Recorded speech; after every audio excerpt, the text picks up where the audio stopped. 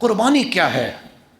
سب سے پہلی چیز قرآن مجید نے جہاں بھی قربانی کا ذکر کیا ہے وہاں سب سے اہم چیز جو اللہ نے بیان فرمائی ہے وہ اپنی رضا بیان فرمائی ہے۔ قل ان صلاتی و نسکی و محیای و مماتی للہ رب العالمین، کہ میری زندگی، میرا جینا اور اس جہان کو چھوڑنا، میری نماز و نسکی اور میری قربانی کس کے لیے؟ للہ رب العالمین، خالصتاً اللہ تعالیٰ کے لیے۔ اور انا اعطیناک الکوثر فصل لربک وانحر، محبوب آپ نماز بھی پڑھیے اور آپ قربانی کیجئے کس کے لیے؟ لربک، اپنے رب کی رضا کے لیے۔ قربانی میں جو سب سے اہم چیز ہے وہ اللہ تعالیٰ کی رضا ہے۔ آپ کے جانور جیسے قرآن مجید نے بیان فرمایا لن ینال اللہ لحومها ولا دماؤها، آپ کی قربانی کے جو جانور ہیں اس کا گوشت اللہ کو نہیں پہنچتا، یا اس کا جو خون ہے وہ بھی اللہ کو نہیں پہنچ رہا۔ کیا پہنچ رہا ہے؟ وَلَٰكِن يَنَالُهُ التَّقْوَىٰ، کہ تمہارے جو دل کی نیت ہے، جو تمہارے دل کی کیفیت ہے وہ اللہ کو پہنچ رہی ہے۔ تو قربانی میں سب سے اہم چیز کا جو ہم نے خیال کرنا ہے وہ اللہ کی رضا کا خیال کرنا ہے۔ اب دوسری جو بڑی اہم بات ہے، ہمارے ہاں لوگوں کو شوق ہوتا ہے، اور شوق نہیں بلکہ یہ شرعی ضرورت بھی ہے کہ مہنگا جانور خریدیں قربانی کے لیے۔ اس کا اجر ہے، اس کا ثواب ہے۔ حدیث مبارکہ میں ہے کہ سب سے زیادہ اللہ کو وہ قربانی پسند ہے جو سب سے زیادہ مہنگی خریدی گئی ہو۔ اچھا، میں ایک بات آپ سے کہنا چاہتا ہوں کہ یہ جو آپ جانور کے ساتھ اتنی محبت کرتے ہیں قربانی کے لیے، پہلے ایک وقت تھا کہ لوگ گھروں میں جانور پالتے تھے قربانی کے، اور ان کا ایک خاص خیال کیا جاتا، خاص اصل قربانی وہی تھی کہ جب بچوں کو ذبح کے وقت چھپا دیا جاتا، خواتین بھی ان کے دلوں کی دھڑکنیں بھی ایسے بند ہو جاتی اور انسان کی آنکھوں میں آنسو بہہ رہے ہوتے جب جانور کے گلے پہ چھری چل رہی ہوتی۔ اصل چیز جو ہے یہ محبت کی قربانی ہے، کہ آپ حدیث مبارکہ میں بھی ہے کہ تنگ ہو کے اللہ کے حضور قربانی نہ پیش کریں کہ یار اب رشتہ داروں میں منہ نہیں رہتا، بچے ضد کر رہے ہیں، اس لیے قربانی نہ کریں، خوش ہو کے قربانی کریں، اللہ کے راستے میں خوشی کے ساتھ جو ہے وہ جانور کو ذبح کریں اور مہنگا جانور خریدیں۔ تو میں عرض یہ کر رہا تھا کہ قربانی کے لیے آپ اتنی تک چلیں، ابھی آپ جانوروں کو پالتے نہیں ہیں، منڈی سے خریدتے ہیں، لیکن منڈی میں خریدنے میں بھی آپ کتنی مشکلات کا شکار ہوتے ہیں۔ ہمارے ہاں بہو لوگ وہ اے سی سے باہر نکلنے کے لیے تیار نہیں ہوتے، گاڑی سے باہر نکلنے کے لیے تیار نہیں ہوتے، فیکٹریوں میں کسی سے ہاتھ نہیں ملاتے، لیکن ہم نے دیکھا ان کو منڈیوں میں ان کے کپڑوں پہ گرد و غبار ہوتا ہے اور کپڑے پسینوں کے ساتھ جو ہے بھیگے ہوئے ہوتے ہیں، اور وہ جانوروں کو چیک کر رہے ہوتے ہیں، ان کی ٹانگوں کو اور ان کے جسم کو کوئی عیب نہ ہو جانور میں۔ حالانکہ اپنے کپڑے خریدنے ہوں یا اپنی کوئی چیز خریدنی ہو تو اس میں اتنا اہتمام نہیں ہوتا۔ یہ جو سب آپ اہتمام کرتے ہیں، پیسے بھی لگاتے ہیں، خود کو تکلیف میں بھی ڈالتے ہیں، پھر جانور لے آتے ہیں تو اس کا خیال بھی کرتے ہیں کہ ہر وقت گھر کے ہر فرد کو خیال ہوتا ہے اسے پانی ڈالا ہے، اسے کھانا ڈالا ہے آپ نے، اسے دھوپ میں تو نہیں کھڑا کیا، اسے سائے میں باندھ دیں، ہر بندے کو فکر لگی ہوتی ہے۔ اس کا مقصد کیا ہوتا ہے؟ اس کا مقصد یہ ہوتا ہے کہ میری جو اللہ کے ساتھ محبت ہے اس معاملے میں وہ ضائع نہ ہو جائے، اس لیے آپ چھوٹی چھوٹی تگ و دو کر رہے ہوتے ہیں۔ تو قربانی اللہ کی محبت کا نام ہے۔ اللہ کی محبت میں حضرت ابراہیم نے اپنے بیٹے حضرت اسماعیل کو ذبح کیا۔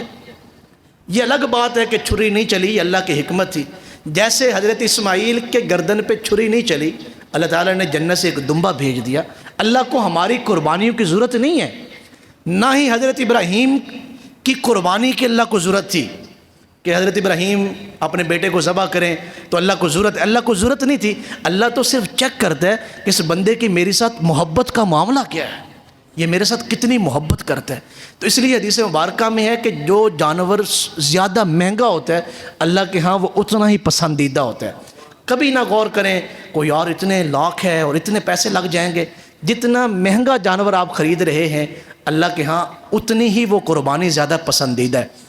اور اگلی بات جو میں آپ سے کہنا چاہتا ہوں، اللہ تعالیٰ کے ہاں جوان جانور جو ہے وہ زیادہ پسندیدہ ہے۔ ہمارے ہاں بعض مرتبہ لوگ جانور زیادہ قیمتی یا زیادہ موٹاپے کی وجہ سے خریدنے کی کوشش کرتے ہیں، بعض دفعہ ان کی عمریں نہیں چیک کی جاتی کہ اس کی عمر کیا ہے. اگر آپ کوئی بوڑھا جانور خرید رہے ہیں کہ بڑھاپے کی وجہ سے اس کے اوپر بہت زیادہ گوشت ہے چونکہ اس نے زیادہ وقت کھایا ہے اور زیادہ وقت گزارا ہے، تو بڑھاپے کا جو جانور ہے قربانی لگ جائے گی. لیکن سب سے زیادہ اللہ کو جو قربانی پسند ہے وہ جوان جانور کی ہے. جیسے آپ پوچھتے ہیں نا کہ یار دھند ہے تو لوگوں کی کوشش ہوتی ہے یار چوگا جانور نہ لیں یا چھیگا نہ لیں، کوشش کرتے ہیں دوندا جانور لیں. اس کا کیا مطلب ہے؟ یہ حدیث مبارکہ میں ہے کہ جو جوان جانور کی قربانی ہے وہ اللہ کو زیادہ محبوب ہے. اور ایک اور حدیث مبارکہ ہے کہ سفید رنگ کا جانور، چاہے وہ بکرا ہو یا بچڑا ہو یا اونٹ وغیرہ ہو، سفید رنگ کا جو جانور ہے وہ اللہ کو زیادہ پسند ہے قربانی کا. اگرچہ حدیث مبارکہ یہ قولی حدیث مبارکہ ہے کہ یہ حضور کا حکم ہے کہ اللہ کے ہاں جو قربانی زیادہ پسندیدہ ہے وہ سفید رنگ کا جانور ہو، لیکن حضور علیہ الصلوۃ والسلام نے خود جو جانور آپ نے قربان فرمائے ہیں وہ مختلف اس کے اوپر جو ہے وہ رنگ ہوتے تھے، سفید بھی اور سیاہ بھی. جو آپ نے مینڈے ذبح فرمائے ہیں ان کے اوپر جو ہے وہ پاؤں کے اوپر اور گھٹنوں کے اوپر اور چھاتی کے اوپر سیاہ رنگ کے نشان تھے، باقی سفید تھے. اور یہاں سیاہی جو ہے وہ آنکھوں کے اوپر ان کی سیاہی کے نشان تھے. لیکن جو قولی حدیث مبارکہ ہے، جو حضور کا فرمان ہے کہ اللہ کے ہاں جو سب سے زیادہ پسندیدہ قربانی ہے وہ سفید جانور کی قربانی ہے. یہ دو تین باتیں. اب ایک دو باتیں قربانی کے حوالے سے جو ضروری ہیں. ہم اکثر جانور خریدتے ہیں تو اسے اپنی گلی میں باندھ دیتے ہیں یا باہر روڈ میں باندھ دیتے ہیں، یہ جائز نہیں ہے. آپ نے جانور خریدا ہے اسے اپنے گھر میں باندھیں.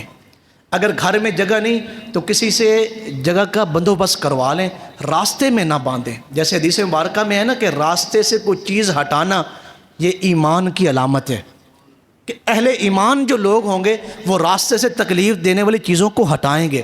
اسی طرح جو لوگ راستے کو تنگ کر دیتے ہیں یا راستے کو بند کر دیتے ہیں کسی وجہ سے، یہ منافقت کی علامت ہے. یہ ہمارے ہاں جب گھر بناتے ہیں تو گھر بناتے ہوئے 2-3 فٹ نہیں چھوڑتے، لیکن گلی میں سیڑھیاں ہم کتنی بنا دیتے ہیں. یا دکانوں والے آپ چلے جائیں، اندر دکانیں خالی پڑی ہوئی ہیں، باہر ریڑھی لگا دی ہوئی ہے، تو راستہ تنگ کر دیا گیا ہے. اسی طرح یہ جانور لوگ روڈوں کے اوپر جو ہے وہ روڈ کے درمیان میں باندھ دیتے ہیں، گلی میں باندھ دیتے ہیں. اگر آپ نے قربانی کے جانوروں کو گلی میں باندھا ہوا ہے، کسی بچے کو اس نے ٹانگ وغیرہ مار دی، اس کا نقصان ہو گیا، تو آپ کی قربانی کس کام؟ اس لیے راستے میں جانوروں کو نہ باندھیں. یہ ایک بڑا ضروری معاملہ تھا جو میں نے آپ سے عرض کرنا تھا. اور تیسری چیز، صفائی کا اہتمام کریں. جب آپ کا جانور ذبح ہو جائے تو پھر وہاں گلیوں میں یا اپنے گھر کے سامنے یا روڈ کے اوپر گند وغیرہ نہ ڈالیں. گورنمنٹ نے جو جگہ مقرر کی ہوں کوشش کریں تھوڑی تکلیف کر کے وہاں چلے جائیں تاکہ تعفن نہ پھیلے. اور قربانی صرف جو ہے وہ گوشت کھانے کا نام نہیں. حضرت ابراہیم علیہ السلام نے جو قربانی کی ہے، حضرت اسماعیل کے اوپر جب آپ چھری چلانے لگے تھے تو حضرت ابراہیم کی نیت کیا تھی؟ کہ میں گوشت تقسیم کروں گا. ایک مسئلہ بھی آپ یاد رکھ لیں، قربانی گوشت تقسیم کا نام نہیں ہے، قربانی اللہ کی رضا کا نام ہے. جب حضرت ابراہیم نے چھری چلائی ہے، چھری چل گئی، آنکھوں سے پٹی آپ نے کھولی ہے تو دیکھا حضرت اسماعیل جو ہیں وہ ایک درخت کے نیچے بیٹھے ہوئے ہیں. تو فرمایا اینہ اسماعیل، اسماعیل کہاں ہے؟ تو نیچے دمبا تھا. تو فوراً آپ سجدے میں گر گئے، یا اللہ میری قربانی ضائع تو نہیں ہو گئی. سنیں قرآن مجید نے کیا فرمایا، وَنَادَيْنَاهُ أَن يَا إِبْرَاهِيمُ.